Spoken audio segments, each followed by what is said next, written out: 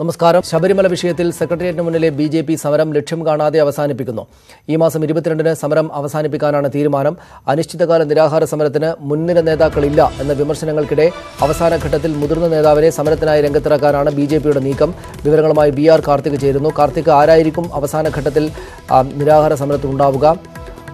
എന്തു പറഞ്ഞായിരിക്കും ഈ ഇടക്ക് വെച്ച് നേട്ടമൊന്നും ഉണ്ടാക്കാതെ സമരം നിർത്തുന്നതിനെ ബി.ജെ.പി. ന്യായീകരിക്കുക?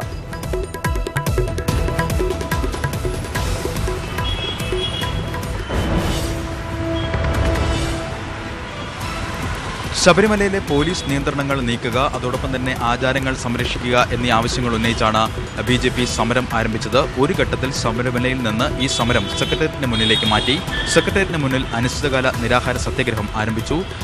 ജനുവരി 19-ന് നടയടയ്ക്കുന്നതോടുകൂടി ഈ ഉന്നയിച്ച 2 ആവശ്യങ്ങളും അപ്രസക്തമായി. മണ്ഡലകാലം അവസാനിക്കുന്നതോടുകൂടി ഈ സമരവും അവസാനിപ്പിക്കാനാണ് ഇപ്പോഴത്തെ ബി.ജെ.പിയുടെ തീരുമാനം. 22-ന് ഈ സമരം അവസാനിപ്പിക്കാനാണ് ഇപ്പോൾ ആലോചനയിൽ ഉള്ളത്. ഏതായാലും മഹിളാ മോർച്ച നേതാവ് വി.ടി. രമയാണ് ഇപ്പോൾ നിരാഹാര സത്യാഗ്രഹത്തിൽ ഉള്ളത്. ഈ വി.ടി. രമ മാറിയ ശേഷം ഇന്ന് ഉച്ചയോടുകൂടി ബി.ജെ.പി. ദേശീയ നിർവാഹക സമിതി അംഗം പി.കെ. കൃഷ്ണദാസ് ഈ സമരം ഏറ്റെടുക്കും. തുടർന്ന് ഉള്ള ദിവസങ്ങളിൽ പി.കെ. കൃഷ്ണദാസ് ആവും നിരാഹാര സത്യാഗ്രഹ പന്തലിൽ ഉണ്ടാവുക. ഏതായാലും ഒരു ഘട്ടത്തിൽ ശേഷം മുതിർന്ന നേതാക്കൾ ആരും തന്നെ, മുൻനിര നേതാക്കൾ ആരും തന്നെ ഈ സമരം ഏറ്റെടുത്തുകൊണ്ട് സമരം നയിക്കാൻ മുന്നോട്ട് വന്നില്ല എന്ന വിമർശനം ശക്തമായിരുന്നു. ആ പശ്ചാത്തലത്തിൽ കൂടിയാണ് പി.കെ. കൃഷ്ണദാസ് ഇന്ന് ഈ സമരം ഏറ്റെടുത്ത് ഇനിയുള്ള ദിവസങ്ങൾ മുന്നോട്ട് കൊണ്ടുപോവുക. മറ്റന്നാളാണ് അയ്യപ്പ ഭക്ത സംഗമം. 20-ന് അയ്യപ്പ ഭക്ത സംഗമത്തിന് ശേഷമാവും ഇത് സംബന്ധിച്ച തുടർ തീരുമാനങ്ങൾ ഉണ്ടാവുക. ശബരിമല കർമ്മസമിതിയാണ് അയ്യപ്പ ഭക്ത സംഗമം സംഘടിപ്പിക്കുന്നത്.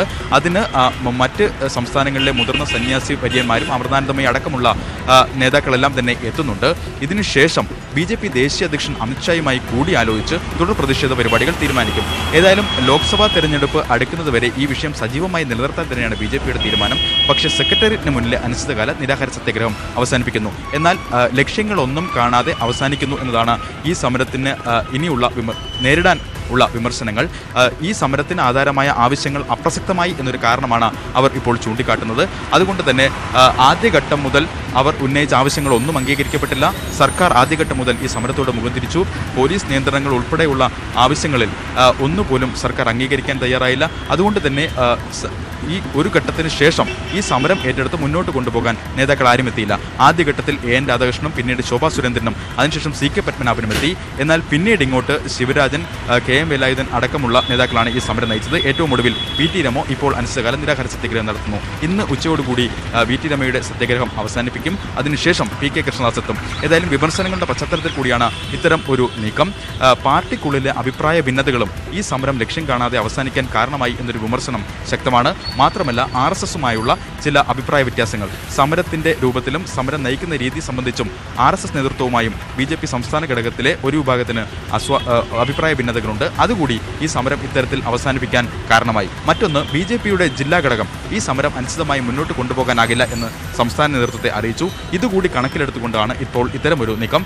ഏതായാലും കാർത്തിക്, സമരം നിർത്തുന്നത് സ്വാഭാവികമായിട്ടും വലിയ പ്രശ്നത്തിലേക്ക് ബി.ജെ.പിയെ കൊണ്ടുവന്നെത്തിക്കുമെന്ന കാര്യത്തിൽ സംശയമില്ല. ദേശീയ നേതൃത്വത്തിന്റെ ചോദ്യങ്ങൾക്ക് RSSന്റെ വിമർശനങ്ങൾക്കൊക്കെ അവർക്ക് മറുപടി നൽകേണ്ടതായി വരും. പക്ഷെ അതൊക്കെ പാർട്ടിക്കകത്തെയും അവർക്കിടയിലെ കാര്യവുമാണ്. പൊതുസമൂഹത്തോട് ഏത് നിലക്കുള്ള വിശദീകരണമായിരിക്കും ഇവർ സമരം നിർത്തുന്നതിന് കാരണമായിട്ട് പറയുക? വിശ്വാസ സംരക്ഷണത്തിന് എത്ര കാലം വേണമെങ്കിലും സമരം നടത്തും എന്ന് പറഞ്ഞിറങ്ങിയ കൂട്ടർ ഇടക്ക് വെച്ച് സമരം അവസാനിപ്പിച്ച് പിന്നോട്ട് പോകുന്നതിനെ എങ്ങനെ ന്യായീകരിക്കാനാണ് അവർക്ക് സാധിക്കുക? നാട്ടുകാരോട് എന്ത് വിശദീകരണമായിരിക്കും അവർ നൽകുക രാഷ്ട്രീയമായിട്ട്?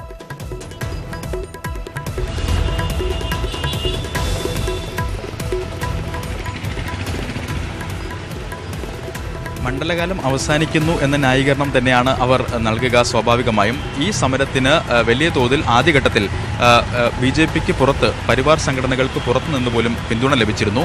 ആ പിന്തുണ ഒരു വിജയമാക്കി മാറ്റാൻ സാധിച്ചില്ല എന്ന വിമർശനം ശക്തമാണ്. എന്തുകൊണ്ട് അത്തരത്തിൽ ഈ പ്രതിഷേധ പരിപാടി ഏറ്റെടുത്ത് വിജയിപ്പിക്കാൻ സാധിച്ചില്ല എന്ന വിമർശനങ്ങൾ ചർച്ചയാവുമ്പോൾ സ്വാഭാവികമായും ആ വിമർശനങ്ങൾ പാർട്ടിക്ക് നേരെ തന്നെ വരുന്നു എന്നതായും ശ്രദ്ധേയം. പാർട്ടിക്കുള്ളിലെ അഭിപ്രായ ഭിന്നതകളാണ് ഇത്തരത്തിൽ സമരം എങ്ങുമെത്താതെ അവസാനിപ്പിക്കാൻ ഇടയാകുന്ന ഒരു സാഹചര്യത്തിലേക്ക് എത്തിച്ചത്. പ്രധാനമായും നേതാക്കൾക്കിടയിലെ അഭിപ്രായ ഭിന്നത തന്നെ ബി.ജെ.പി. സംസ്ഥാന അധ്യക്ഷൻ പോലും ആദ്യഘട്ടത്തിൽ ഒഴികെ ഈ സമരപന്തൽ സന്ദർശിച്ചതായി അറിവില്ല. പല ഘട്ടങ്ങളിലും ഏറ്റവും ഒടുവിൽ കഴിഞ്ഞ ദിവസങ്ങളിൽ ഒഴിഞ്ഞ കസേരകളായിരുന്നു സമരപന്തലുകൾ നിറയെ. അത്തരത്തിൽ പ്രവർത്തകരുടെ പോലും സാന്നിധ്യമില്ലാതെ ഈ സമരം മാറി എന്ന് വേണം പറയാൻ. അതുകൊണ്ട് തന്നെയാണ് ഇന്ന് സമരം അവസാനിപ്പിക്കാൻ അത്തരമൊരു തീരുമാനത്തിലേക്ക് എത്തുന്നതും ഇന്ന് പി കെ കൃഷ്ണദാസിനെ പോലെ ഒരു നേതാവിനെ ഈ അനിശ്ചിതകാല നിരാഹാര സത്യാഗ്രഹ ഏറ്റെടുക്കാനായി കൊണ്ടുവരുന്നതും. ഏതായാലും വിമർശനങ്ങളുടെ പശ്ചാത്തലത്തിലാണ് BJP ദേശീയ നിർവാഹക സമിതി അംഗം പി കെ കൃഷ്ണദാസിനെ എത്തിക്കുന്നത്. പക്ഷേ അപ്പോഴും സമരത്തിന് ആധാരമായ ആവശ്യങ്ങൾ അംഗീകരിക്കപ്പെടുന്നില്ല.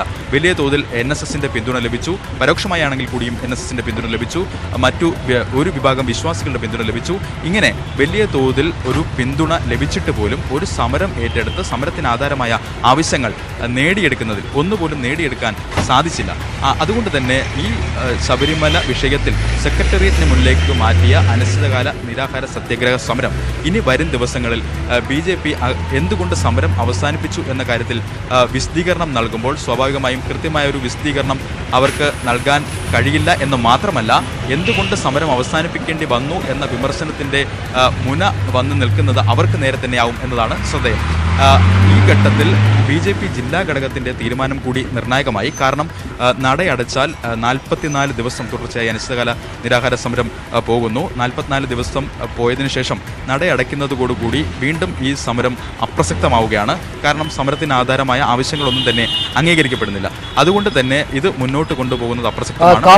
ഇവിടെ സ്വാഭാവികമായിട്ടും ഇത്തരത്തിലുള്ള വിമർശനങ്ങളൊക്കെ വരും, അതവർക്ക് അറിയുകയും ചെയ്യാം. അതിനെ ഏതെങ്കിലും നിലക്ക് അതിജീവിച്ച് പോകാനാകും. പിന്നീട് ലോക്സഭാ തെരഞ്ഞെടുപ്പിലേക്കൊക്കെ കാര്യങ്ങൾ പോവുകയാണെങ്കിൽ അതിനനുസരിച്ച് മറ്റ് വിഷയങ്ങൾ വന്ന് തിരക്ക് കൂട്ടുന്നതിനിടക്ക് അത്തരം കാര്യങ്ങൾ പറഞ്ഞൊക്കെ പ്രതിരോധിക്കാനാകുമെന്ന തോന്നലൊക്കെ BJP നേതൃത്വത്തിനുണ്ടാകും. പിന്നീട് അവർക്ക് ലോക്സഭാ തെരഞ്ഞെടുപ്പുമായി ബന്ധപ്പെട്ട ഒരുക്കങ്ങളിലേക്ക് പോകേണ്ടതുണ്ട്. ഈ സമരവും കൊണ്ട് എല്ലാ കാലത്തും ഇരിക്കാൻ സാധിക്കുകയുമില്ല. അതുപോലുള്ള കാര്യങ്ങളൊക്കെ പറഞ്ഞു പോകാൻ ആകുമായിരിക്കും. പക്ഷേ ഈ സമരം നിർത്തുകയാണെങ്കിൽ ഈ ശബരിമല വിഷയത്തിൽ അവർക്ക് തുടർ സമരപരിപാടികളൊക്കെ ആസൂത്രണം ചെയ്തല്ലേ മുന്നോട്ട് പോകാനാവുകയുള്ളൂ.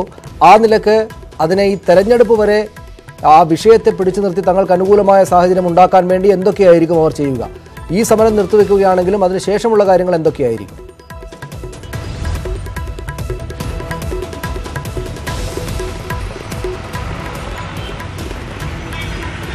അതിനുശേഷം ഉള്ള കാര്യങ്ങൾ ദേശീയ നേതൃത്വവുമായി ആലോചിക്കും എന്നാണ് ഇവർ നൽകുന്ന വിശദീകരണം.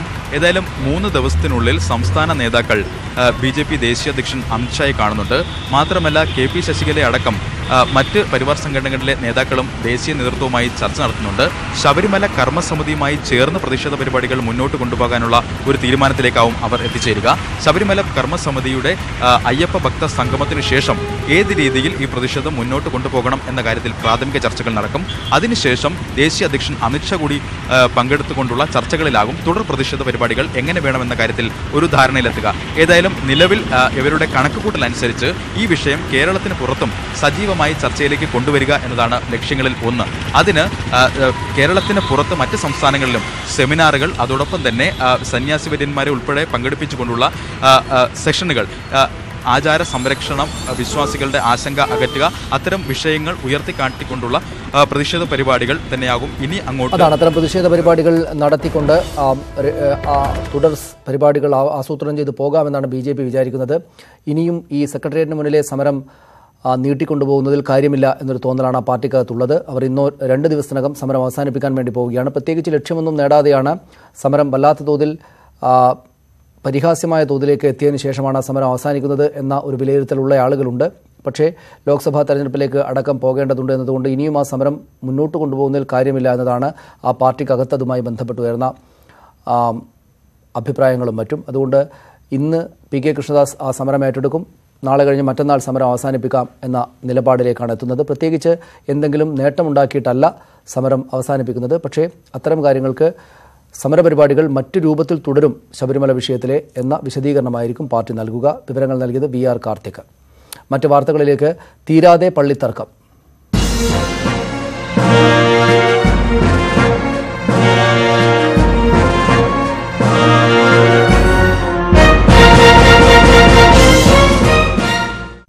മാന്നാമംഗലം പള്ളിയിലുണ്ടായ സംഘർഷത്തെ തുടർന്ന് തൃശൂർ ഭദ്രാസനാധിപന് എതിരെ ജാമ്യമില്ലാ വകുപ്പ് പ്രകാരം കേസ്. ഭദ്രാസനാധിപൻ യൂഹാനോൻ മാർ മിലിത്തിയോസിനെ ഒന്നാം പ്രതിയാക്കി വൈദികരടക്കം 120 പേർക്കെതിരെയാണ് പോലീസ് കേസെടുത്തിരിക്കുന്നത്. 30-ലേറെ പേരെ അറസ്റ്റ് ചെയ്തിട്ടുണ്ട്. പള്ളിയിൽ നിന്ന് ഇറങ്ങുന്ന യാക്കോബായക്കാരെയും പോലീസ് അറസ്റ്റ് ചെയ്ത് നീക്കുകയാണ്. സംഘർഷത്തെ തുടർന്ന് ഇരു സഭകളുടെയും നേതാക്കളെ കലക്ടർ ചർച്ചയ്ക്ക് വിളിച്ചു. വിവരങ്ങളുമായി സുബി വിശ്വനാഥ് ചേരുന്നു. സുബി, എന്താണുണ്ടായത്? ഇപ്പോഴത്തെ അവസ്ഥയെന്ത്? സെന്റ് മേരീസ് പള്ളിയിൽ ഇപ്പോൾ സ്ഥിതിഗതികൾ ശാന്തമാണ്. സമാധാനപരമായി തന്നെ കാര്യങ്ങൾ മുന്നോട്ട് പോവുകയാണ്. ഇന്നലെ രാത്രി 11:30 സംഘർഷം ഉണ്ടായത്. അരമണിക്കൂറോളം സംഘർഷം നീണ്ടുനിന്നു. പ്രധാനമായും ഓർത്തഡോക്സ് വിഭാഗക്കാർ ഗേറ്റ് പൊളിച്ച് അകത്തേക്ക് കടക്കാൻ ശ്രമിച്ചതാണ് സംഘർഷത്തിന് കാരണമെന്നാണ് യാക്കോബായ വിഭാഗം ആരോപിക്കുന്നത്. എന്നാൽ തങ്ങൾക്ക് നേരെ യാക്കോബായ വിഭാഗം കല്ലേറ് നടത്തിയതാണ് സംഘർഷത്തിലേക്ക് കലാശിച്ചത് എന്നാണ് ഓർത്തഡോക്സ് വിഭാഗം പറയുന്നത്. ഏതായാലും സംഭവത്തിൽ 15 പേർക്ക് പരിക്കേറ്റിട്ടുണ്ട്. ഭദ്രാസനാധിപൻ യൂഹനോൻ മാർ മിലിത്യോസ് ഉൾപ്പെടെ 15 പേർക്ക് പരിക്കേറ്റിട്ടുണ്ട്. ഇതുമായി ബന്ധപ്പെട്ട് സംഘർഷവുമായി ബന്ധപ്പെട്ട് ഭദ്രാസനാധിപനെ ഒന്നാം പ്രതിയാക്കിക്കൊണ്ട് പോലീസ് ജാമ്യമില്ലാ വകുപ്പ് പ്രകാരം കേസെടുത്തിട്ടുണ്ട്. വധശ്രമത്തിനും ഒപ്പം തന്നെ സംഘടിതമായി അതിക്രമിച്ച് കയറുന്നതിനും ഉൾപ്പെടെയുള്ള വകുപ്പുകൾ ചുമത്തിക്കൊണ്ടാണ്, ഗൗരവമുള്ള വകുപ്പുകൾ ചുമത്തിക്കൊണ്ടാണ് അദ്ദേഹത്തിനെതിരെ ഇപ്പോൾ പോലീസ് കേസെടുത്തിരിക്കുന്നത്. ഒപ്പം തന്നെ ജില്ലാ കളക്ടറുടെ നേതൃത്വത്തിൽ ഇന്ന് സമാധാന യോഗവും വിളിച്ചിട്ടുണ്ട്. 12 മണിക്ക് ജില്ലാ കളക്ടറുടെ നേതൃത്വത്തിൽ കളക്ടറേറ്റിലാണ് സമാധാന ചർച്ച നടക്കുക. പ്രധാനമായും ഇന്നലത്തെ സംഘർഷാവസ്ഥ ഉണ്ടായ ഒരു സാഹചര്യത്തിൽ സ്ഥിതിഗതികൾ ശാന്തമാക്കുന്നതിന്റെ ഭാഗമായാണ് സമാധാന ചർച്ച വിളിച്ചിരിക്കുന്നത്. ഒപ്പം തന്നെ ഓർത്തഡോക്സ് വിഭാഗം പറയുന്നത് ഹൈക്കോടതി വിധി തങ്ങൾക്ക് അനുകൂലമാണ്, അതുകൊണ്ട് പ്രാർത്ഥനയ്ക്ക് അനുമതി നൽകണം എന്നാണ്. ഈ ഉണ്ടായിരുന്ന സ്റ്റേയുടെ കാലാവധി തീർന്നു എന്നാണ് ഓർത്തഡോക്സ് വിഭാഗം പറയുന്നത്. എന്നാൽ ഈ കാലാവധി ഓർത്തഡോക്സ് വിഭാഗം സ്റ്റേയുടെ കാലാവധി തീർന്നിട്ടില്ല, ഇത് പുതുക്കിയിട്ടുണ്ട് എന്നാണ് യാക്കോബായ വിഭാഗം പറയുന്നത്. ഈ കാര്യങ്ങൾ കൂടെ ഇന്ന് നടക്കുന്ന യോഗത്തിൽ ചർച്ചയാകും. 12 മണിക്ക് കളക്ടറേറ്റിൽ കളക്ടറുടെ നേതൃത്വത്തിലാണ് ചർച്ച നടക്കുക. ഒപ്പം തന്നെ സെന്റ് മേരീസ് പള്ളിയിൽ കനത്ത സുരക്ഷാ കാവലാണ് ഏർപ്പെടുത്തിയിരിക്കുന്നത്. പോലീസ് 100ഓളം പോലീസുകാരെയാണ് ഇവിടെ വിന്യസിച്ചിരിക്കുന്നത്. വനിതാ പോലീസിന്റെ സുരക്ഷ ശക്തമാണ്. ഇപ്പോഴും അവിടെ വലിയ സംഘർഷാവസ്ഥയിലേക്ക് കാര്യങ്ങൾ പോവുകയില്ല എന്നതാണ് ഇപ്പോഴത്തെ നില. പോലീസിന്റെ അറിവോടെയാണ് പള്ളിക്കുള്ളിൽ പ്രവേശിച്ചത് എന്ന് ഓർത്തഡോക്സ് തൃശൂർ ഭദ്രാസനാധിപൻ യൂഹാനോൻ മാർ മിലിത്തിയോസ് പറഞ്ഞു. കോടതി വിധി അനുസരിക്കുകയാണ് ചെയ്തത് എന്നും പോലീസ് എന്തിനാണ് തടഞ്ഞത് എന്ന് മനസ്സിലാവുന്നില്ലെന്നും അദ്ദേഹം ന്യൂസ് 18നോട് പ്രതികരിച്ചു. അച്ഛന്റെ നേതൃത്വത്തിൽ അവിടെ ആരാധന നടത്തുകയും ഭരണം നടത്തുകയും ചെയ്തു. ഇതിനെതിരെ ഞങ്ങൾ പോലീസിൽ കംപ്ലൈന്റ് ചെയ്തു.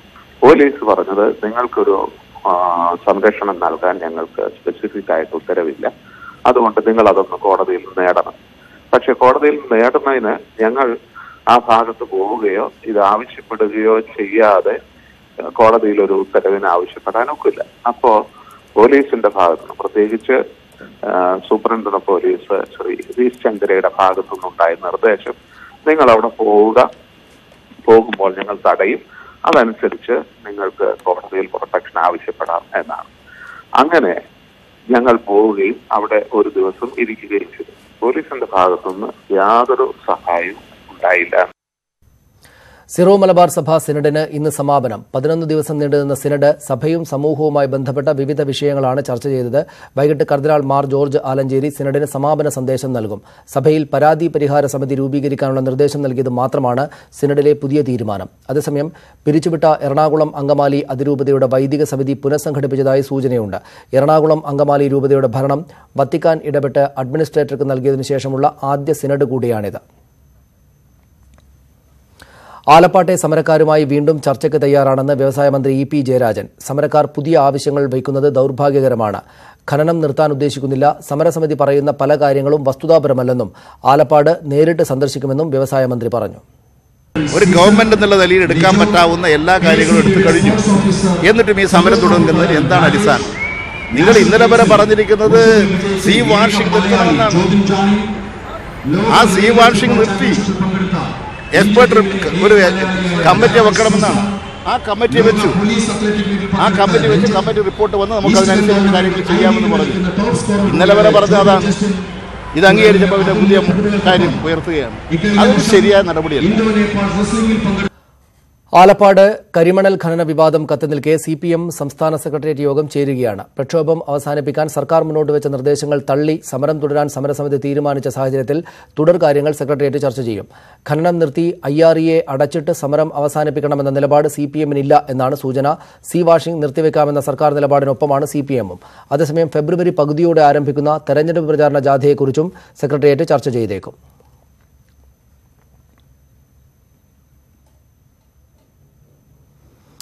പണിമുടക്ക് ദിനത്തിൽ തിരുവനന്തപുരം SBI ബാങ്ക് ആക്രമിച്ച കേസിൽ അറസ്റ്റിലായ 3 NGO യൂണിയൻ നേതാക്കൾക്ക് സസ്പെൻഷൻ. സംസ്ഥാന കമ്മിറ്റി അംഗം സുരേഷ് ബാബു, ജില്ലാ നേതാക്കളായ സുരേഷ് കുമാർ, ശ്രീവത്സൻ എന്നിവർക്കാണ് സസ്പെൻഷൻ കിട്ടിയത്. BB അരുൺ ചേരുന്നു വിവരങ്ങളുമായി. അരുൺ, വിശദാംശങ്ങൾ എന്താണ്? ക്രിമിനൽ കേസ് പ്രതിയായി റിമാൻഡിലാവുന്ന ജീവനക്കാർക്കെതിരെയുള്ള വകുപ്പ് തല അച്ചടക്ക നടപടിയുടെ ഭാഗമായാണ് ഇപ്പോൾ ഇവർക്ക് 3 പേർക്കെതിരെയും നടപടിയെടുത്തത്. 6 പേരാണ് സുരേഷ് ബാബുവിനൊപ്പം 5 പേരാണ് നേരത്തെ റിമാൻഡിലായത്. ആദ്യ ഘട്ടത്തിൽ 2 പേരും അറസ്റ്റിലായിരുന്നു. ഇവർ എല്ലാവരും ഇപ്പോൾ ജയിലിലാണ്. ഇവരുടെ ജാമ്യാപേക്ഷ ഇന്ന് കോടതി പരിഗണിക്കും. ഈ ജാമ്യാപേക്ഷയിൽ തന്നെ സർക്കാരിനോട് നിലപാടും ചോദിച്ചിട്ടുണ്ട് കോടതി. ഏതായാലും സംഘടനാ നടപടി ഇവർക്കെതിരെ ഇതുവരെ ആരുടെ പേരിലും സ്വീകരിച്ചില്ല. പകരം വകുപ്പ് തല അച്ചടക്ക നടപടിയാണ് ഇപ്പോൾ ഉണ്ടായിരിക്കുന്നത്. NGO യുടെ സംസ്ഥാന സമിതി അംഗമാണ് കേസിലെ 1ാം പ്രതിയായ സുരേഷ് ബാബു. സുരേഷ് കുമാറും ശ്രീവത്സനും ജില്ലാ നേതാക്കളാണ്. 3 പേരെയും ഇപ്പോൾ സർവീസിൽ നിന്ന് സസ്പെൻഡ് ചെയ്തുകൊണ്ടാണ് സർക്കാർ ഉത്തരവിട്ടിരിക്കുന്നത്. നന്ദി അരുൺ വിവരങ്ങൾക്ക്. പണിമുടക്ക് ദിനത്തിൽ തിരുവനന്തപുരം SBI ശാഖ ആക്രമിച്ച കേസിലാണ് അറസ്റ്റിലായ 3 NGO യൂണിയൻ നേതാക്കൾക്ക്, ഇടത് സംഘടനാ നേതാക്കൾക്ക് സസ്പെൻഷൻ വന്നത്. സംസ്ഥാന കമ്മിറ്റി അംഗം സുരേഷ് ബാബു, ജില്ലാ നേതാക്കളായ സുരേഷ് കുമാർ, ശ്രീവത്സൻ എന്നിവരെയാണ് സസ്പെൻഡ് ചെയ്തത്.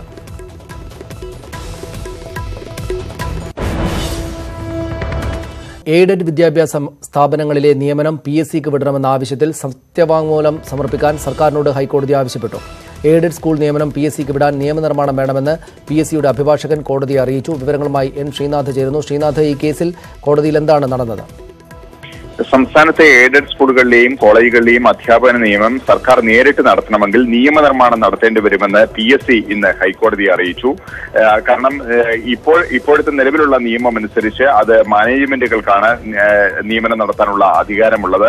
അത് മറിച്ചാകണമെങ്കിൽ അതിൽ നിയമനിർമ്മാണം അനിവാര്യമാണ്.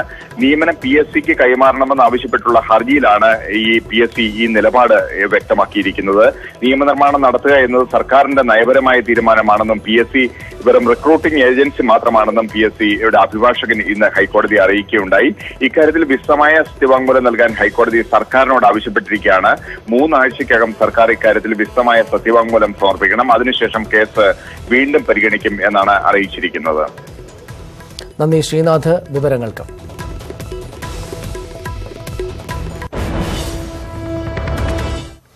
ജീവന് ഭീഷണിയുള്ളതിനാൽ മുഴുവൻ സമയ സുരക്ഷ ആവശ്യപ്പെട്ട് ശബരിമല ദർശനം നടത്തിയ ബിന്ദുവും കനകദുർഗയും നൽകിയ ഹർജി സുപ്രീംകോടതി ഇന്ന് പരിഗണിക്കും. ശബരിമല സന്ദർശിക്കുന്ന എല്ലാ യുവതികൾക്കും സുരക്ഷ നൽകണം. ശുദ്ധിക്രിയ നടത്തുന്നത് ഭരണഘടനാ വിരുദ്ധമായും കോടതി വിധിയുടെ ലംഘനമായും പ്രഖ്യാപിക്കണമെന്നും റിട്ട് ഹർജിയിൽ ആവശ്യമുണ്ട്. ചീഫ് ജസ്റ്റിസ് അധ്യക്ഷനായ 3-അംഗ ബെഞ്ചാണ് ഹർജി പരിഗണിക്കുന്നത്. ശബരിമല സന്ദർശനത്തെ തുടർന്ന് ശാരീരികമായി നേരിട്ട അക്രമങ്ങളും സമൂഹമാധ്യമങ്ങളിലെ അധിക്ഷേപങ്ങളും ചൂണ്ടിക്കാട്ടി കനകദുർഗയും ബിന്ദുവും നൽകിയ ഹർജിയാണ് കോടതി ഇന്ന് പരിഗണിക്കുക. അടിയന്തരമായി പരിഗണിക്കാൻ ചീഫ് ജസ്റ്റിസ് ഉൾപ്പെട്ട ബെഞ്ച് തയ്യാറായ ഹർജിയിലെ ആവശ്യങ്ങൾ ഇങ്ങനെ: ഇരുവർക്കും മുഴുവൻ സമയ സുരക്ഷയൊരുക്കാൻ സംസ്ഥാന സർക്കാരിന് നിർദ്ദേശം നൽകണം. ശാരീരികമായും സമൂഹമാധ്യമങ്ങളിലൂടെയും അക്രമം നടത്തുന്നവരെ നിയമപരമായി നേരിടണം. എല്ലാ പ്രായത്തിലുമുള്ള സ്ത്രീകൾക്ക് പോലീസ് സംരക്ഷണത്തോടെ തടസ്സങ്ങളില്ലാതെ ശബരിമലയിൽ പ്രവേശിക്കുന്നതിനായി അധികൃതർക്ക് നിർദ്ദേശം നൽകി ഉത്തരവിറക്കണം. 10നും 50നും ഇടയിൽ പ്രായമുള്ള സ്ത്രീകൾ പ്രവേശിച്ചാൽ ശുദ്ധിക്രിയ നടത്തുന്നത് വിലക്കണം. ദളിതായ തന്നെ ശുദ്ധിക്രിയയിലൂടെ തന്ത്രി അപകീർത്തിപ്പെടുത്തിയെന്ന് ഹർജിയിൽ ബിന്ദു ആരോപിച്ചിട്ടുണ്ട്. കോടതി ലക്ഷ്യമാണ് തന്ത്രിയുടെ നടപടി. ജീവന് ഭീഷണിയുള്ളതിനാൽ ഒളിവിൽ കഴിയേണ്ടി വന്നു. വീണ്ടും സമാധാനപരമായി ശബരിമലയിൽ പോകാൻ ആഗ്രഹമുണ്ടെന്നും ഇരുവരും വ്യക്തമാക്കിയിട്ടുണ്ട്. സുരക്ഷാ ആവശ്യത്തിൽ സുപ്രീംകോടതി ഇടപെടുകയോ ഹൈക്കോടതിയെ സമീപിക്കാൻ ആവശ്യപ്പെടുകയോ ചെയ്യാം. മറ്റാവശ്യങ്ങൾ ശബരിമല പുനഃപരിശോധനാ ഹർജികൾക്കൊപ്പം ഭരണഘടനാ ബെഞ്ചിന്റെ പരിഗണനയ്ക്ക് കോടതി വിടുമോ എന്നാണ് അറിയേണ്ടത്. ന്യൂസ് 18 ഡൽഹി. കടത്ത് ന്യൂസിലാൻഡിലേക്ക്.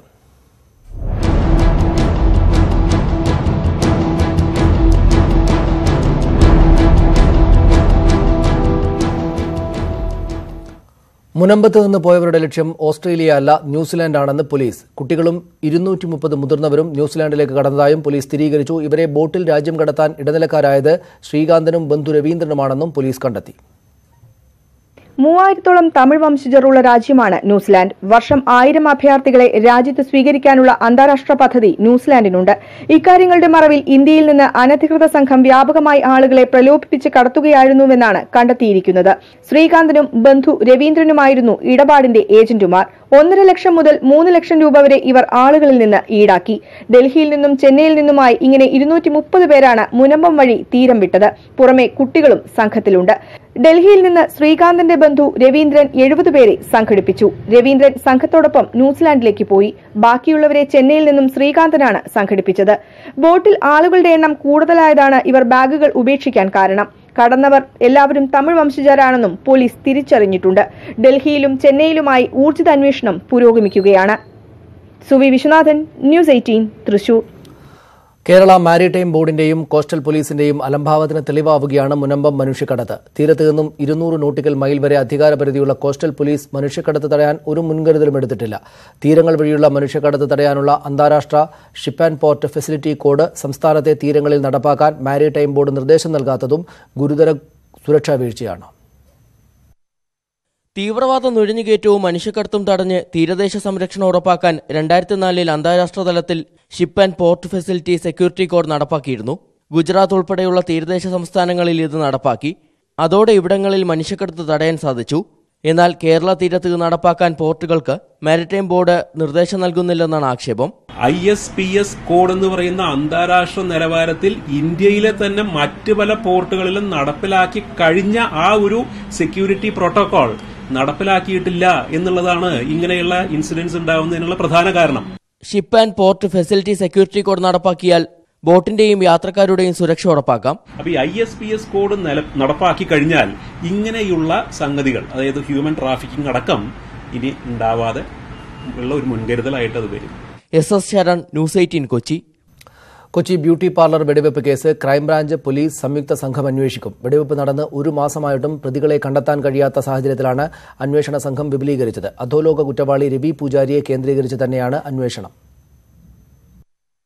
ലീന മരിയ പോളിന്റെ ഉടമസ്ഥതയിലുള്ള കൊച്ചി കടവന്തറയിലെ ബ്യൂട്ടി പാർലറിന് നേരെ ബൈക്കിലെത്തിയവർ വെടിവെച്ച സംഭവത്തിൽ അന്വേഷണം എങ്ങുമെത്താത്ത സാഹചര്യത്തിലാണ് അന്വേഷണ സംഘം വിപുലീകരിക്കുന്നത്. കഴിഞ്ഞ ഡിസംബർ 15-ന് ബൈക്കിലെത്തിയ 2-അംഗ സംഘമാണ് ബ്യൂട്ടി പാർലറിന് നേരെ വെടിയുതിർത്തത്. അധോലോക കുറ്റവാളി രവി പൂജാരിയുടെ നിർദ്ദേശപ്രകാരമാണ് കൃത്യം ചെയ്തതെന്ന് തെളിയിക്കാൻ ചില രേഖകൾ സ്ഥലത്ത് ഉപേക്ഷിച്ചിരുന്നു. സംഭവത്തിന്റെ ഉത്തരവാദിത്വം ഏറ്റെടുത്ത് രവി പൂജാരി തന്നെ രംഗത്തും വന്നു. ഇപ്പോഴും രവി പൂജാരിയിൽ നിന്ന് പരാതിക്കാരിയായ നടി ലീന മരിയ പോളിനും അഭിഭാഷകനും ഭീഷണി സന്ദേശങ്ങൾ എത്തുന്നുണ്ട്. എന്നാൽ പ്രതികളുടെ CCTV ദൃശ്യം കണ്ടെത്താനോ അന്വേഷണത്തിൽ മുന്നോട്ടു പോകാനോ പോലീസിന് കഴിഞ്ഞില്ല. ഈ സാഹചര്യത്തിലാണ് അന്വേഷണ സംഘം വിപുലീകരിക്കുന്നത്. നിലവിൽ അന്വേഷണ ചുമതലയുള്ള തൃക്കാക്കര അസിസ്റ്റന്റ് കമ്മീഷണർ PP ഷംസിന്റെ നേതൃത്വത്തിൽ തന്നെ കൊച്ചിയിലും ഇതര സംസ്ഥാനത്തും അന്വേഷണം തുടരും. എന്നാൽ രവി പൂജാരിയുമായി ബന്ധപ്പെട്ട മറ്റു കാര്യങ്ങൾ വിദേശത്തടക്കം അന്വേഷിക്കുന്നത് ക്രൈംബ്രാഞ്ച് ആയിരിക്കും. ക്രൈംബ്രാഞ്ച് സംഘം ആരൊക്കെ എന്നത് സംബന്ധിച്ച് ഉടൻ തീരുമാനമെടുക്കും. നേരത്തെ മംഗലാപുരത്ത് നടത്തിയ അന്വേഷണത്തിൽ ചില സൂചനകൾ ലഭിച്ചിരുന്നു. ന്യൂസ് 18, കൊച്ചി. പ്രളയാനന്തര പുനർനിർമ്മാണം എവിടെ വരെ?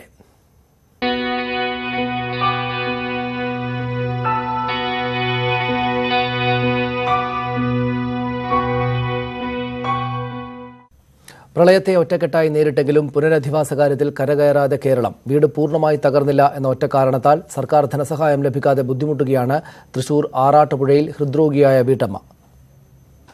ഞാനൊരു വയ്യാത്താളാണ്.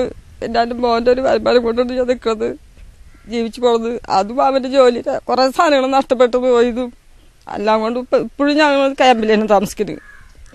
വീണ അതിൽ വീട്ട് അല്ലാണ്ട് ഞങ്ങൾ എന്താ ചെയ്യാം, 3 എണ്ണം അതിൽ കിടക്കും. പ്രളയത്തിൽ കരുവന്നൂർ പുഴ വഴിമാറി ഒഴുകിയതോടെയാണ് രമയ്ക്ക് കിടപ്പാടം നഷ്ടമായത്. തുടർന്ന് താമസിക്കാനാകാത്ത വിധം മേൽക്കൂരയും ചുമരുകളും തകർന്നു. ബാക്കിയായവ ഏത് നിമിഷവും നിലംപൊത്താം. എന്നാൽ അപേക്ഷ നൽകിയിട്ടും വീട് തകർന്നവരുടെ പട്ടികയിൽ രമയില്ല. വീട് പൂർണ്ണമായി നിലംപൊത്തിയാൽ മാത്രമേ ധനസഹായം നൽകൂവെന്ന് ഉദ്യോഗസ്ഥർ അറിയിച്ചതായി രമ പറയുന്നു. അവസ്ഥ എല്ലാവരും അന്ന് കണ്ടുപോയത്, അസുഖമില്ലാത്ത കാര്യങ്ങളൊക്കെ എല്ലാം സാർമാര് കണ്ടുപോയതാണ്. ഇനി ഞാനിപ്പോഴും ക്യാമ്പിൽ തന്നെ കിടക്കണമെന്ന്. മകന്റെ ഏക വരുമാനത്തിലാണ് ഹൃദ്രോഗിയായ രമയും ഭർത്താവും ജീവിക്കുന്നത്. രോഗിയായ ഭർത്താവിനും ജോലിക്ക് പോകാനാവില്ല. TV മെക്കാനിക്കായ മകന്റെ പണിയായുധങ്ങളും പ്രളയത്തിൽ നഷ്ടപ്പെട്ടു. ആറാട്ടുപുഴയിലെ ദുരിതാശ്വാസ ക്യാമ്പിൽ കഴിയുന്ന രമ ഇനി എന്തു ചെയ്യുമെന്ന ആശങ്കയിലാണ്. അതിജീവനത്തിനുള്ള അവസാനത്തെ വാതിലും അടഞ്ഞ് ജീവിതം തന്നെ ഒരു ചോദ്യചിഹ്നമായി മാറിയിരിക്കുകയാണ് ഈ കുടുംബത്തിന്.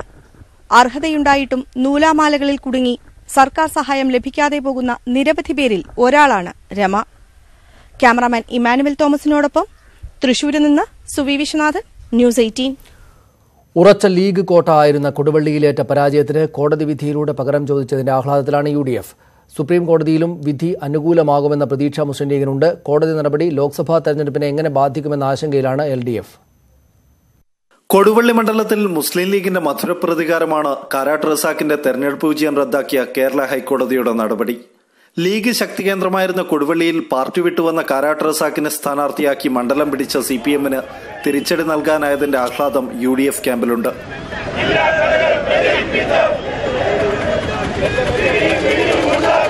കള്ളന്മാരും അതോടൊപ്പം തന്നെ ഈ മാഫിയ സംഘത്തിന്റെ ആളുകളെ കണ്ടെത്തി മത്സരിപ്പിക്കുന്ന പ്രവണത അവസാനിപ്പിക്കുകയും ഇവരെ മാറ്റി നിർത്താൻ ഇവിടെയുള്ള CPM തയ്യാറാവണം എന്നാണ് ഞങ്ങൾക്ക് പറയാനുള്ളത്. MA റസാഖ് പഞ്ചായത്ത് അംഗമായിരിക്കെ അഴിമതി നടത്തിയെന്ന് പറയുന്ന വീഡിയോ പ്രചരിപ്പിച്ചെന്നാണ് കാരാട്ട് റസാഖിനെതിരെയുള്ള പരാതി. പരാതിയെ സാധൂകരിക്കുന്ന തെളിവുകൾ UDF കോടതിയിൽ ഹാജരാക്കി. തട്ടിപ്പ് നടത്തി ആളുകളുടെ പോക്കറ്റിൽ കൈയിട്ട് വാരുന്ന ആളുകളെ ഈ നാട്ടിലെ ജനങ്ങൾക്ക് ജനപ്രതിനിധിയായി കിട്ടിയിട്ട് ഒരു ഗുണവും ഉണ്ടാവില്ല. അത് മാത്രമല്ല ഓരോ സാമ്രാജ്യത്വം വർദ്ധിപ്പിക്കാനാണ് നാടിനൊരു ഗുണവും ഉണ്ടാവില്ല. KM ഷാജിക്ക് പിന്നാലെ MLA സ്ഥാനം നിലനിർത്താൻ ഇനി റസാഖിനും നിയമപോരാട്ടം നടത്തണം. ലീഗിനെതിരായി ശക്തമായി വിമർശനം ഉന്നയിച്ച് ഇടതുപക്ഷ ജനാധിപത്യ മുന്നണിയോടൊപ്പം നിന്ന് മത്സരിക്കാൻ തയ്യാറായ ഒരാൾ ജയിച്ചു എന്നുള്ളത് ഇപ്പോഴും മുസ്ലിം ലീഗിനത് ഉൾക്കൊള്ളാൻ കഴിയുന്നില്ല. ആ യാഥാർത്ഥ്യം അംഗീകരിക്കാൻ അവർക്ക് കഴിയുന്നില്ല. അത്തരമൊരു മാനസികാവസ്ഥയാണ് അവർക്കുള്ളത്. എല്ലാ പിന്തുണയും പ്രഖ്യാപിക്കുമ്പോഴും സുപ്രീം കോടതിയിൽ നിന്ന് തിരിച്ചടിയുണ്ടാവുമോ എന്ന ഭയം CPM-നുണ്ട്. 2 തവണ കൈവിട്ട കോഴിക്കോട് മണ്ഡലം തിരിച്ചുപിടിക്കാൻ LDF-ന് കൊടുവള്ളി മണ്ഡലത്തിലെ വോട്ടും നിർണായകമാണ്. റസാഖിനെതിരെ നിരന്തരം മാഫിയ ബന്ധം ആരോപിക്കുന്ന മുസ്ലിം ലീഗിന് ലഭിച്ച തുറുപ്പുചീട്ടാവും കോടതി വിധി. അഴീക്കോട് KM ഷാജിക്ക് ലഭിച്ച തിരിച്ചടിക്ക് കൊടുവള്ളിയിൽ മറുപടി പറയാനായതിന്റെ സന്തോഷത്തിലാണ് UDF ക്യാമ്പ്. KM ഷാജിയുടെ കേസിലെന്നതുപോലെ സുപ്രീം കോടതിയെ സമീപിക്കാമെങ്കിലും തെളിവുകളുടെ സാധ്യത ചോദ്യം ചെയ്യൽ LDF-ന് വെല്ലുവിളിയായേക്കും. കോഴിക്കോട് കൊടുവള്ളിയിൽ നിന്ന് ക്യാമറമാൻ വിനോദ് കുമാറിനൊപ്പം അശ്വിൻ വല്ലത്ത്, ന്യൂസ് 18. കാരാട്ട് റസാഖിനെ അയോഗ്യനാക്കിയ സംഭവം KM ഷാജിയുടെ കേസുമായി താരതമ്യം ചെയ്യാനാകില്ലെന്ന് മന്ത്രി KT ജലീൽ.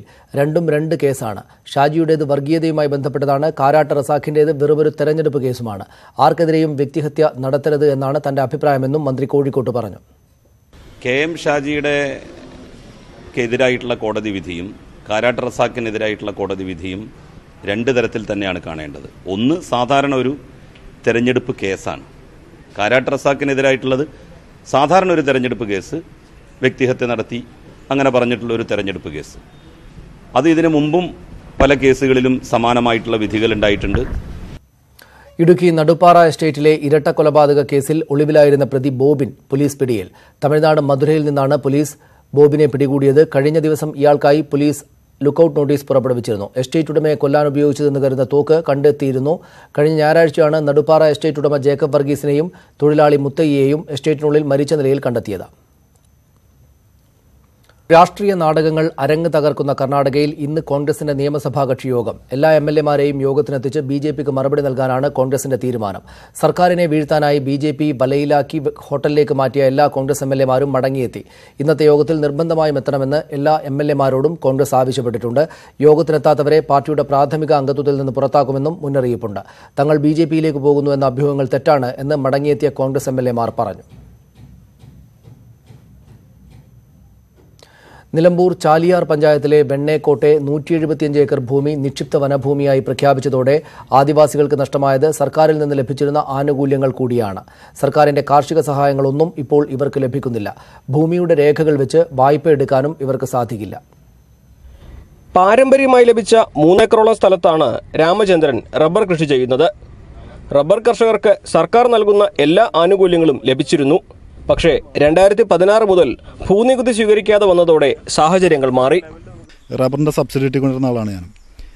ഈ സർക്കാർ വന്നിട്ട് പുതിയ ഇത് നികുതിച്ചിട്ട് കൊടുക്കണമെന്ന് പറഞ്ഞുകൊണ്ട് നമുക്ക് ആ സബ്സിഡി ഇപ്പം നിലവിലില്ല. റബ്ബറിന് കാരണം 120 ആണെന്നുണ്ടെങ്കിൽ 30 രൂപ സർക്കാർ കിട്ടുന്നുണ്ട്, നമുക്ക് വലിയൊരു ഉപകാരമായിരുന്നു. അതുപോലെ സർക്കാരിൻ്റെ വിള ഇൻഷുറൻസ് നമുക്ക് മാത്രം ആനുകൂല്യങ്ങളൊന്നും കിട്ടിയില്ല. ഈ നികുതിച്ചിട്ടില്ലാത്തതുകൊണ്ട് കുട്ടികളുടെ വിദ്യാഭ്യാസത്തിനും വീട് നിർമ്മാണത്തിനുമൊക്കെ മുമ്പ് ഈ ഭൂമി വെച്ച് ഇവിടുത്തുകാർ വായ്പ എടുത്തിരുന്നു. നികുതി രസീത് ഇല്ലാതായതോടെ ബാങ്കുകളും ഇവരെ കൈയൊഴിഞ്ഞു. പിന്നെ ലോൺ തന്നപ്പോൾ ഇത് നികുതി എടുക്കാത്തതുകൊണ്ട് അവരെന്തായാലും ലോൺ തരാൻ പറ്റൂലായിരുന്നു. ബാക്കിയെല്ലാം പേപ്പറും ക്ലിയറാ. ഈ നികുതി എടുക്കാത്ത വിഷയം കൊണ്ട് ലോൺ കൊടുക്കാൻ പറ്റത്തില്ലായിരുന്നു. പുതിയ ലോൺ കിട്ടാൻ വേറെ മാർഗ്ഗമല്ലേ. ഇവർ ഈ കൈവശരേഖ എന്നാൽ പുതിയ ലോണൊന്നും കിട്ടില്ലല്ലോ. കൈവശരേഖയായിട്ട് എന്നാൽ ബാങ്കുകാർ ലോണും തരില്ലല്ലോ. വിദ്യാഭ്യാസ ആനുകൂല്യങ്ങൾ കുട്ടികൾക്ക് കിട്ടുന്നില്ല, വീടുകൾ അനുവദിക്കുന്നില്ല പഞ്ചായത്തിന്. എന്തൊരു കോഴിക്കുഞ്ഞിനെ പോലും കിട്ടിയാൽ അതിനാണ് നികുതിച്ചിട്ട് വേണം. 42 കുടുംബങ്ങളാണ് ഇപ്പോൾ വെണ്ണേക്കോടുള്ളത്. മാറിയ സാഹചര്യത്തിൽ ഇവർക്ക് വീട്ടുവളപ്പിൽ ശുചിമുറി കെട്ടാൻ പോലും തടസ്സങ്ങളേറെയാണ്. വനാവകാശ നിയമം അംഗീകരിച്ചാൽ ഭൂമിയുടെ ഉടമസ്ഥാവകാശം ഇല്ലാതെയാകും എന്നത് മാത്രമല്ല ഇവരുടെ പ്രതിസന്ധി. ഇതുവരെ അനുഭവിച്ചിരുന്ന ആനുകൂല്യങ്ങളും നഷ്ടമാകും. പ്രക്ഷോഭം എന്ന പ്രതിരോധത്തിലാണ് ഇനി ഇവരുടെ പ്രതീക്ഷ. നിലമ്പൂരിൽ നിന്നും അഖിലോട്ടുപാറയ്ക്കൊപ്പം CV അനുമോദ്, ന്യൂസ് 18. ഹർത്താൽ ദിവസം മിഠായി തെരുവിൽ അക്രമം തടയുന്നതിൽ പരാജയപ്പെട്ട സിറ്റി പോലീസ് കമ്മീഷണറെ വിമർശിച്ച പോലീസുകാരന് സസ്പെൻഷൻ. കോഴിക്കോട് ക്രൈംബ്രാഞ്ചിലെ സിവിൽ പോലീസ് ഓഫീസർ ഉമേഷ് വള്ളിക്കുന്നിനെതിരെയാണ് നടപടി. ഉമേഷിനെതിരെ വകുപ്പുതല അന്വേഷണവും പ്രഖ്യാപിച്ചിട്ടുണ്ട്. ശബരിമല കർമ്മസമിതി ആഹ്വാനം ചെയ്ത ഹർത്താലിൽ മിഠായി തെരുവിൽ തുറന്നു പ്രവർത്തിച്ച വ്യാപാര സ്ഥാപനങ്ങൾ ആക്രമിക്കപ്പെട്ട സംഭവത്തിൽ സിറ്റി പോലീസ് കമ്മീഷണറെ വിമർശിച്ചുകൊണ്ടായിരുന്നു ഉമേഷ് വള്ളിക്കുന്നിന്റെ ഫേസ്ബുക്ക് പോസ്റ്റ്. അക്രമമുണ്ടാകുമെന്ന് മുന്നറിയിപ്പുള്ള സ്ഥലങ്ങളിൽ സുരക്ഷയൊരുക്കേണ്ടത് എങ്ങനെയെന്ന് IPS ഉദ്യോഗസ്ഥന് അറിയില്ലേ എന്നായിരുന്നു ഫേസ്ബുക്കിലൂടെയുള്ള വിമർശനം. സിവിൽ പോലീസ് ഓഫീസറായ ഉമേഷിന്റെ പോസ്റ്റ് അച്ചടക്ക ലംഘനമാണെന്ന് വ്യക്തമാക്കി നേരത്തെ crime branch DYSP Biju K Stephen report നൽകിയിരുന്നു. നടപടി വേണമെന്ന് IPS ഉദ്യോഗസ്ഥരുടെ സമ്മർദ്ദവുമുണ്ടായതോടെയാണ് ഉമേഷ് വള്ളിക്കുന്നിനെ സസ്പെൻഡ് ചെയ്തത്. അന്വേഷണ കാലയളവ് തീരും വരെയാണ് നടപടി. ക്രൈംബ്രാഞ്ച് DYSP അഷറഫിനാണ് അന്വേഷണ ചുമതല. മിഠായി തെരുവിന് സംരക്ഷണം നൽകുന്നതിൽ വീഴ്ച വരുത്തിയ കാളിരാജ് മഹേഷ് കുമാറിന്റെ നടപടി വിവാദമായതോടെ സർക്കാർ സ്ഥാനത്ത് നിന്ന് നീക്കിയിരുന്നു. ന്യൂസ് 18 കോഴിക്കോട്.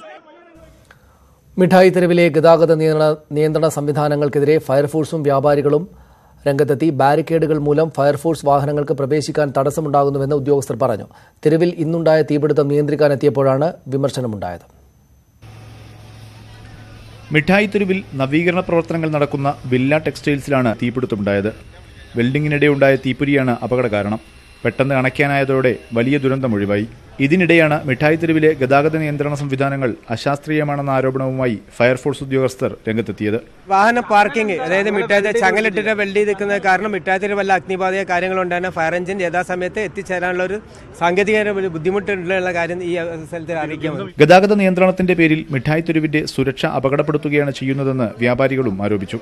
മിഠായി തെരുവിനെ ഒരു ഭ്രാന്താലയമാക്കി കാലിൽ ചങ്ങലിട്ട പോലെയാണ് ഇപ്പോൾ ഇവിടുത്തെ അവസ്ഥ. അതിനൊരു മാറ്റം എന്തായാലും ഇവിടെ ഉണ്ടാവണം. വ്യാപാരികളുടെ എതിർപ്പ് മറികടന്നാണ് ജില്ലാ ഭരണകൂടവും കോർപ്പറേഷനും മിഠായി തെരുവിൽ ഗതാഗത നിയന്ത്രണം ഏർപ്പെടുത്തിയത്. ന്യൂസ് 18 കോഴിക്കോട്. അഗസ്ത്യമല കയറാൻ 9 സ്ത്രീകൾ കൂടി. വിവിധ വനിതാ കൂട്ടായ്മകളിലെ അംഗങ്ങളാണ് ഇന്ന് മല കയറുന്നത്. ഇതിൽ 3 പേർ 50 വയസ്സ് കഴിഞ്ഞവരാണ്. വിങ്സ്, അന്വേഷി, സഖി, പെണ്ണൊരുമ തുടങ്ങി നിരവധി വനിതാ കൂട്ടായ്മകൾ. അവരുടെ വർഷങ്ങൾ നീണ്ട നിയമ പോരാട്ടങ്ങൾ. അതിനൊടുവിലാണ് അഗസ്ത്യാർകൂട ട്രക്കിങ്ങിന് അനുമതി ലഭിച്ചത്. അതിന്റെ ആഹ്ലാദത്തിലാണ് ഈ സ്ത്രീകൾ. എക്സൈറ്റഡ് ആണ്. എക്സൈറ്റഡിന് ഉപരി വേറെ എന്തെങ്കിലും വേർഡ് ഉണ്ടെങ്കിൽ അതായിരിക്കും ഉപയോഗിക്കേണ്ടി വരിക. കാരണം ഒരു 2 വർഷമായിട്ട് ഞങ്ങൾ എല്ലാവരും ഇതിന്റെ പുറകെ തന്നെയായിരുന്നു. കൂട്ടത്തിൽ സുൽഫത്ത്, സിസിലി, രമ മൂവർക്കും പ്രായം 50 പിന്നിട്ടു. പക്ഷേ അതൊന്നും തടസ്സമായി അവർ കാണുന്നില്ല. പുരുഷന് കഴിയുമെങ്കിൽ തങ്ങൾക്കും അത് കഴിയുമെന്ന് ഇവർ വിശ്വസിക്കുന്നു. അഗസ്ത്യമല കയറാൻ കൊതിച്ചവർ ആദ്യം സർക്കാരിനെ സമീപിച്ചു. അനുമതി ലഭിക്കാതായപ്പോൾ കോടതിയെയും. അഗസ്ത്യനെ കാണാമെന്ന വാട്സാപ്പ് ഗ്രൂപ്പാണ് ഇവരെ ഒന്നിപ്പിച്ചത്. കൂട്ടായ്മയിലെ മറ്റു ചിലർ വരും ദിവസങ്ങളിൽ മല ചവിട്ടും. ന്യൂസ് 18 തിരുവനന്തപുരം. ജയിൽ ജീവനക്കാരുടെ ആരോഗ്യ സുരക്ഷ ഉറപ്പാക്കാൻ മെഡിക്കൽ ക്യാമ്പ്. കോഴിക്കോട് ജില്ലാ ജയിലിലാണ് സംസ്ഥാനത്ത് ആദ്യമായി ജീവനക്കാർക്ക് ആരോഗ്യ ക്യാമ്പ് നടത്തിയത്. തുടർ ചികിത്സ ആവശ്യമുള്ളവർക്ക് പ്രത്യേക ഇളവുകളോടെ ലഭ്യമാകും. ജയിൽ മതിലിനകത്തെ ജോലികൾ പലപ്പോഴും ജീവനക്കാരിൽ മാനസിക പിരിമുറുക്കത്തിന് കാരണമാകാറുണ്ട്. സോഡിയത്തിന്റെ അളവ് കുറഞ്ഞ് രോഗബാധിതനായി കിടപ്പിലായ സഹപ്രവർത്തകന്റെ അവസ്ഥ കണ്ടതോടെയാണ് മേലുദ്യോഗസ്ഥർ ചികിത്സാ പദ്ധതിയെക്കുറിച്ച് ആലോചിച്ചത്.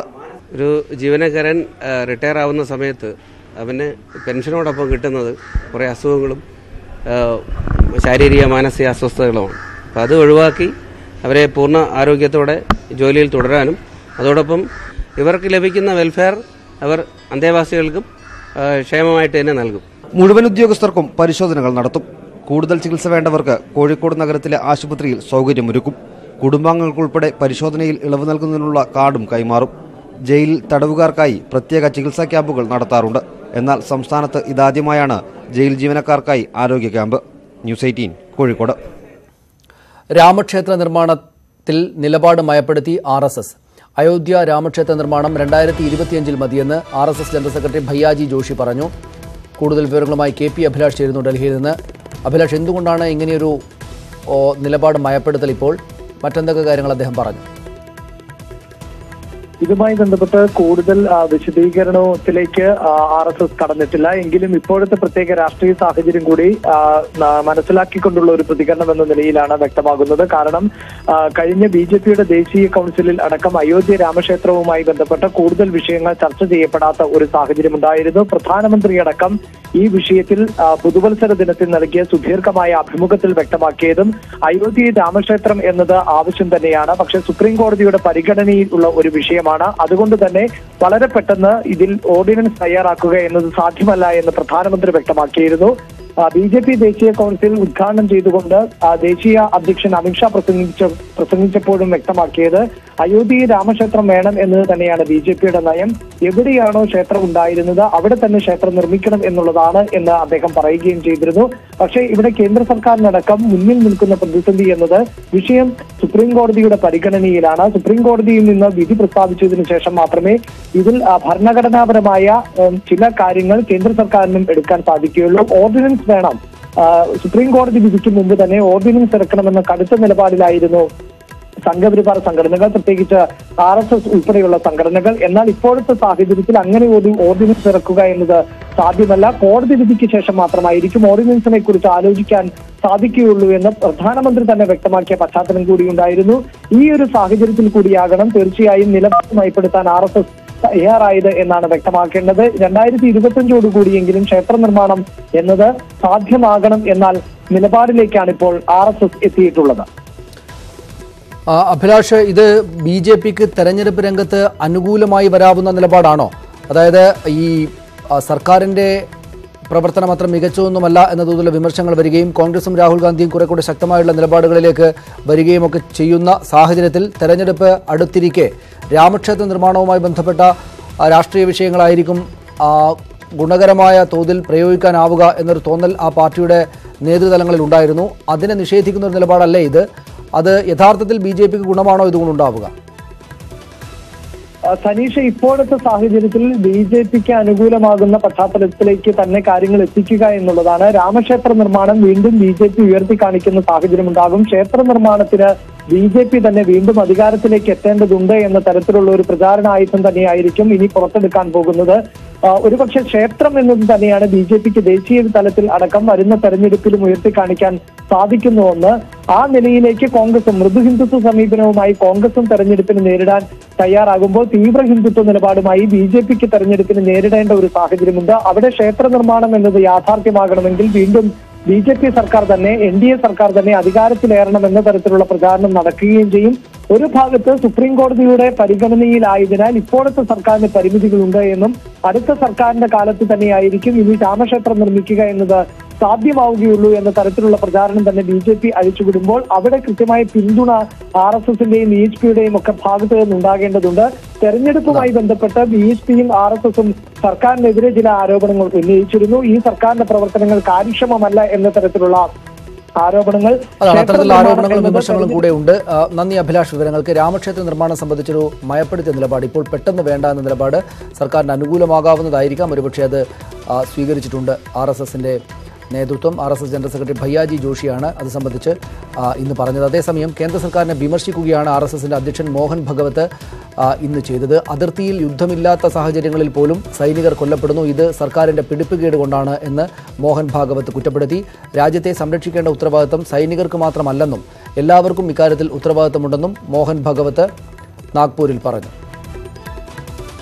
अपने देश के लिए मरने का एक समय था, स्वतंत्रता जब नहीं थी तब। अब आजादी के बाद अपने देश के लिए मरने का समय सीमाओं पर रहता है जब युद्ध आता होता है। अपने यहाँ पर युद्ध नहीं तो भी शहीदियां होती है। इसका कारण है कि हम अपना काम ठीक नहीं करते। नहीं तो किसी के साथ युद्ध नहीं तो सीमा पर सैनिक के मरने का कारण नहीं, लेकिन होता है। अब उसको भी ठीक करना है और देश को बड़ा बनाना है तो देश के लिए जीना भी सीखना है। സെക്രട്ടേറിയറ്റിന് മുന്നിൽ സമരം നടത്തുന്ന BJP നേതാവ് VT രമയെ ആശുപത്രിയിലേക്ക് മാറ്റി. കൂടുതൽ വിവരങ്ങളുമായി VR കാർത്തിക് ചേരുന്നു. കാർത്തിക്, ഇനി ആരാണ് സമരം ഏറ്റെടുക്കാൻ പോകുന്നത്? മഹിളാ മോർച്ച സംസ്ഥാന അധ്യക്ഷ VT രമ 11 ദിവസമായി സെക്രട്ടേറിയറ്റിന് മുന്നിൽ അനിശ്ചിതകാല നിരാഹാര സമരം നടത്തി വരികയാണ്. രമയെ ഇപ്പോൾ ആരോഗ്യനില വഷളായതിനെ തുടർന്ന് പോലീസ് അറസ്റ്റ് ചെയ്ത് മാറ്റുകയാണ്. പകരം BJP ദേശീയ നിർവാഹക സമിതി അംഗം PK കൃഷ്ണദാസാവും നിരാഹാര സമരം ഏറ്റെടുക്കുക. അല്പസമയത്തിനകം തന്നെ ഇത് സംബന്ധിച്ച പ്രഖ്യാപനം സെക്രട്ടേറിയറ്റിന് മുന്നിലെ പന്തലിൽ BJP സംസ്ഥാന അധ്യക്ഷൻ VS ശ്രീധരൻപിള്ള നടത്തും. ഇന്ന് 47ാം ദിവസമാണ് ഈ അനിശ്ചിതകാല നിരാഹാര സമരം സെക്രട്ടേറിയറ്റിന് മുന്നിൽ നടത്തുന്നത്. ശബരിമലയിലെ ആചാരങ്ങൾ സംരക്ഷിക്കുക, പോലീസ് നിയന്ത്രണങ്ങൾ പിൻവലിക്കുക തുടങ്ങിയ ആവശ്യങ്ങൾ ഉന്നയിച്ചാണ് 47 ദിവസമായി BJP സെക്രട്ടേറിയറ്റിന് മുന്നിൽ അനിശ്ചിതകാല നിരാഹാര സത്യാഗ്രഹം നടത്തി വരുന്നത്. ഇതുവരെ 6 നേതാക്കൾ നിരാഹാര സത്യാഗ്രഹം അനുഷ്ഠിച്ചു. എന്നാൽ സമരത്തിന് ആധാരമായ ആവശ്യങ്ങളൊന്നും തന്നെ ഇതുവരെ വാങ്ങിയെടുക്കാൻ സാധിച്ചില്ല. അതോടൊപ്പം തന്നെ ഇപ്പോൾ നേരത്തെ വിമർശനങ്ങൾ ഉണ്ടായിരുന്നു. മുൻനിര നേതാക്കൾ ഒന്നും തന്നെ ഈ സമരത്തിന്റെ നേതൃരംഗത്തില്ല എന്നൊരു വിമർശനം ഒരു ഘട്ടം കഴിഞ്ഞപ്പോൾ ഉണ്ടായിരുന്നു. ആദ്യം AN രാധാകൃഷ്ണൻ, പിന്നീട് ശോഭാ സുരേന്ദ്രൻ, CK പത്മനാഭൻ എന്നിവർക്ക് ശേഷം മുതിർന്ന നേതാക്കൾ ഒന്നും തന്നെ ഈ സമരത്തിന്റെ നേതൃരംഗത്തില്ല എന്ന വിമർശനങ്ങൾ ശക്തമായിരുന്നു. ആ വിമർശനങ്ങൾ കൂടി കണക്കിലെടുത്തുകൊണ്ടാണ് ഇപ്പോൾ PK കൃഷ്ണദാസ് തന്നെ ഈ അനിശ്ചിതകാല നിരാഹാര സത്യാഗ്രഹം ഏറ്റെടുക്കുന്നത്. ഏതായാലും അല്പസമയത്തിനകം തന്നെ BJP സംസ്ഥാന അധ്യക്ഷൻ ഇത് സംബന്ധിച്ച പ്രഖ്യാപനം നടത്തും. സമരം ചൊവ്വാഴ്ച വരെ തുടരാനാണ് ഇപ്പോഴുള്ള തീരുമാനം. ശബരിമല കർമ്മസമിതി ആഹ്വാനം ചെയ്ത അയ്യപ്പ ഭക്ത സംഗമം 20-നാണ്. 18, 19 തീയതികളിൽ ചില സംസ്ഥാന നേതാക്കൾ ദേശീയ നേതൃത്വവുമായി ചർച്ച നടത്തും എന്ന് നേരത്തെ അറിയിച്ചിരുന്നു. എന്നാൽ അത് ഉണ്ടായില്ല. വരും ദിവസങ്ങളിലാവും ഈ ചർച്ചകൾ നടക്കുക. അതുകൂടി കഴിഞ്ഞ ശേഷം ദേശീയ നേതൃത്വവുമായി കൂടിയാലോചിച്ച ശേഷമാവും തുടർന്നുള്ള പ്രതിഷേധ പരിപാടികൾ തീരുമാനിക്കുക. ഏതായാലും അനിശ്ചിതകാല നിരാഹാര സത്യാഗ്രഹം ചൊവ്വാഴ്ച വരെ തുടരും. നന്ദി കാർത്തിക്. വിവരങ്ങൾക്ക്. VT രമയെ BJP നേതാവ് അവിടെ സമരം നടത്തിക്കൊണ്ടിരിക്കുകയായിരുന്ന VT രമയെ ആശുപത്രിയിലേക്ക് മാറ്റുകയാണ്. അവർ സമരം നിർത്തി. ഇനി PK കൃഷ്ണദാസ് സമരം ഏറ്റെടുക്കും എന്നാണ് അറിയുന്നത്. 2 ദിവസത്തിനകം സമരം അവസാനിപ്പിക്കാനുള്ള തീരുമാനം ഇപ്പോൾ തന്നെ BJP സ്വീകരിച്ചിട്ടുണ്ട്. പ്രത്യേകിച്ച് എന്തെങ്കിലും നേട്ടങ്ങളൊന്നും ഉണ്ടാക്കാതെയാണ് സമരം അവസാനിപ്പിക്കുന്നത്. പക്ഷേ മുതിർന്ന നേതാക്കൾ ആരും തന്നെ സമരം ഏറ്റെടുക്കുന്നില്ല എന്ന വിമർശനം പാർട്ടിക്കകത്തും പുറത്തും ശക്തമായതിനെ തുടർന്നാണ് VT രമയ്ക്ക് ശേഷം PK കൃഷ്ണദാസ് തന്നെ സമര പന്തലിലേക്ക് എത്തുന്നത്. ഇപ്പോൾ അവരെ VT രമയെ ആശുപത്രിയിലേക്ക് മാറ്റുകയാണ്.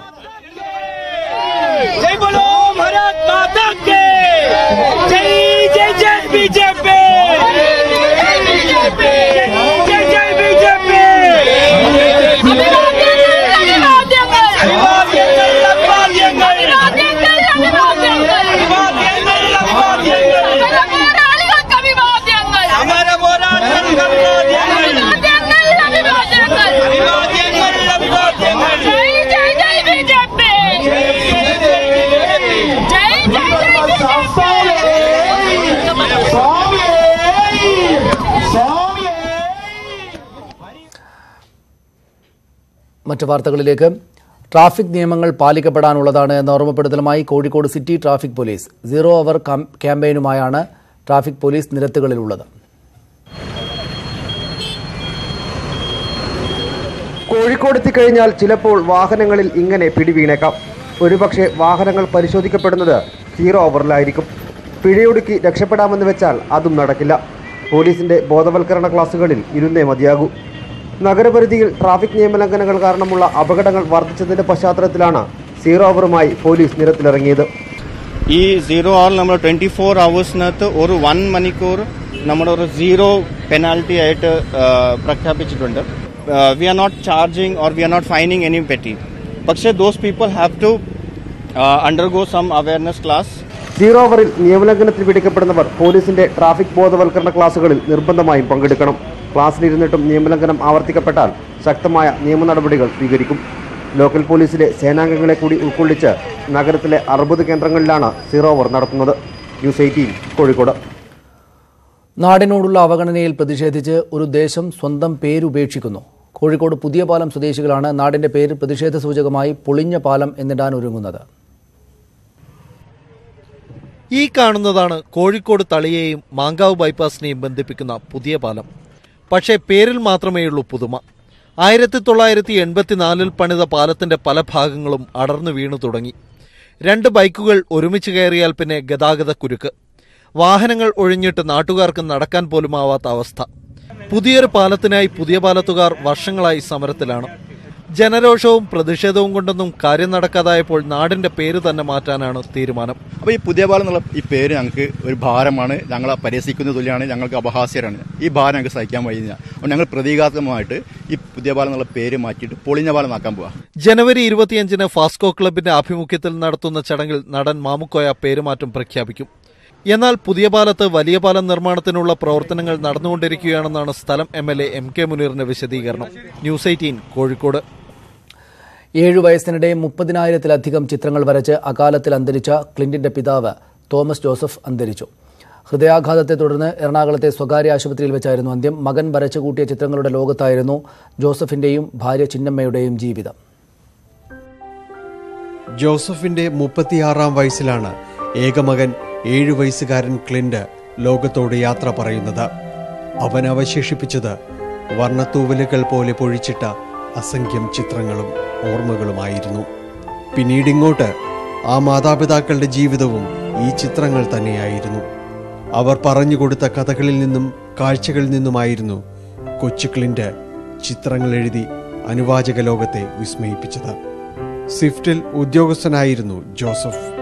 ക്ലിന്റ് ഈസ്റ്റ്വുഡ് എന്ന ഹോളിവുഡ് നടന്റെ കടുത്ത ആരാധകനും. ആ ആരാധനയാണ് മകന്റെ പേരായി മാറിയത്. മരണശേഷം ക്ലിന്റിനെക്കുറിച്ച് നിർമ്മിച്ച ഡോക്യുമെന്ററി വിദേശത്ത് വെച്ച് ആകസ്മികമായി കാണാനിടയായ ക്ലിന്റ് ഈസ്റ്റ്വുഡ് ആദരസൂചകമായി മാതാപിതാക്കൾക്ക് അയച്ച ചിത്രം മറ്റു ചിത്രങ്ങൾക്കൊപ്പം ഇപ്പോഴും സൂക്ഷിച്ചിരിക്കുന്നു. മകന്റെ കഴിവുകൾ കണ്ടറിഞ്ഞ് പ്രോത്സാഹിപ്പിച്ച ജോസഫ് ഒരു മാതൃകയാണെന്ന് സുഹൃത്ത് പറയുന്നു. ജോസഫും ചിന്നമ്മയും മകന്റെ ഓർമ്മയിൽ മാത്രം ജീവിക്കുകയായിരുന്നു. ഒരു പാരന്റിങ് ഉണ്ടല്ലോ, എങ്ങനെയാണ് കുട്ടിയെ വളർത്തേണ്ടത് എന്നൊക്കെ ഒരു മാതൃകയായിട്ട് അവർ ജീവിക്കുകയായിരുന്നു. മകനെയും അവന്റെ ചിത്രങ്ങളെയും കുറിച്ച് പറയാൻ അവന്യൂവിലെ കൊച്ചു വീട്ടിലും നടവഴിയിലും ഇനി ജോസഫില്ല. ക്യാമറമാൻ ശ്യാംദാസിനൊപ്പം ഡാനി പോൾ, ന്യൂസ് 18 കൊച്ചി. ശബരിമല ശുദ്ധിക്രിയയുമായി ബന്ധപ്പെട്ട് തിരുവിതാംകൂർ ദേവസ്വം ബോർഡ് ഇന്ന് സുപ്രീം കോടതിയിൽ നിലപാട് അറിയിക്കും. ദേവസ്വം ബോർഡിന് വേണ്ടി മുതിർന്ന അഭിഭാഷകൻ രാകേഷ് ദ്വിവേദി ഹാജരാകും. സംസ്ഥാന സർക്കാരും തന്ത്രിക്കെതിരായ നിലപാടെടുക്കും. കനകദുർഗയും ബിന്ദുവും നൽകിയ ഹർജി സുപ്രീം കോടതി അല്പസമയത്തിനകം പരിഗണിക്കും. M. ഉണ്ണികൃഷ്ണൻ ചേരുന്നു വിവരങ്ങളുമായി. ഉണ്ണി, എന്തൊക്കെ കാര്യങ്ങളാണ് ഇന്ന് ശബരിമല വിഷയത്തിൽ കോടതിയിൽ നടക്കാനുള്ളത്? ശബരിമല വിഷയത്തിൽ നിർണായകമായ നടപടികളാണ് ഇന്ന് സുപ്രീം കോടതിയിൽ പ്രതീക്ഷിക്കപ്പെടുന്നത്. ശബരിമല സന്ദർശിച്ച ബിന്ദുവും കനകദുർഗയും സുരക്ഷ ആവശ്യപ്പെട്ടുകൊണ്ട് നൽകിയ ഹർജികളാണ് കോടതി പരിഗണിക്കുന്നത്. അല്പസമയത്തിനകം തന്നെ ചീഫ് ജസ്റ്റിസ് അധ്യക്ഷനായ ബെഞ്ച് ഈ ഹർജികൾ പരിഗണിക്കും. ഹർജി പരിഗണിക്കുമ്പോൾ ശുദ്ധിക്രിയ നടത്തിയെ സംബന്ധിച്ച് വിശദീകരണം നൽകാനായി തിരുവിതാംകൂർ ദേവസ്വം ബോർഡ് സുപ്രീം കോടതിയിൽ ഹാജരാവുകയും ചെയ്യും. ബോർഡിന്റെ അഭിഭാഷകരായ രാകേഷ് ദ്വിവേദിയാണ് ഹാജരാവുക. സംസ്ഥാന സർക്കാരും തന്ത്രിക്കെതിരെ നിലപാടെടുക്കാനാണ് സാധ്യതയുള്ളത്. ബോർഡും സർക്കാരും തന്ത്രിക്കെതിരെ നിലപാടെടുക്കുകയാണെങ്കിൽ തന്ത്രിയെ സംബന്ധിച്ചിടത്തോളം അത് വലിയ പ്രതിസന്ധി തന്നെയാകും ഉണ്ടാവുക. സംസ്ഥാന സർക്കാർ മുതിർന്ന അഭിഭാഷകനെ ചുമതലപ്പെടുത്തിയിട്ടുണ്ട്. സർക്കാരിന് വേണ്ടി ജയ്ദീപ് ഗുപ്ത, വിജയ് ഹസാരിക എന്നിവരാണ് ഹാജരാവുക. ദേവസ്വം കമ്മീഷണർ വാസുവും നേരിട്ട് കോടതിയിൽ എത്തിയിട്ടുണ്ട്. ഏതായാലും ഇന്നിപ്പോൾ നടക്കാൻ പോകുന്ന പ്രധാനപ്പെട്ട കാര്യം ബിന്ദുവും കനകദുർഗയും ആവശ്യപ്പെട്ടിരിക്കുന്നത് മുഴുവൻ സമയ സുരക്ഷ നൽകണമെന്നുള്ളതാണ്. മാത്രമല്ല ഇവരുടെ റിട്ട് ഹർജിയിലെ മറ്റൊരു ആവശ്യം ശബരിമല സന്ദർശിക്കുന്ന എല്ലാവർക്കും സുരക്ഷ നൽകണം പോലീസ് എന്നുള്ള ആവശ്യവും ഉന്നയിച്ചിട്ടുണ്ട്. ഇക്കാര്യത്തിൽ ഉത്തരവിറക്കി സംസ്ഥാന സർക്കാരിന് നിർദ്ദേശം നൽകണമെന്നാണ് മറ്റൊരു ആവശ്യം. റിട്ട് ഹർജിയിൽ ഈ ആവശ്യങ്ങളിലേക്ക് കടക്കുമോ കോടതി, അല്ല സുരക്ഷാ കാര്യങ്ങളിൽ മാത്രമായിരിക്കുമോ തീരുമാനമെടുക്കുക എന്നതും അറിയേണ്ടതുണ്ട്. സരീഷ്, നന്ദി ഉണ്ണികൃഷ്ണൻ വിവരങ്ങൾക്ക്.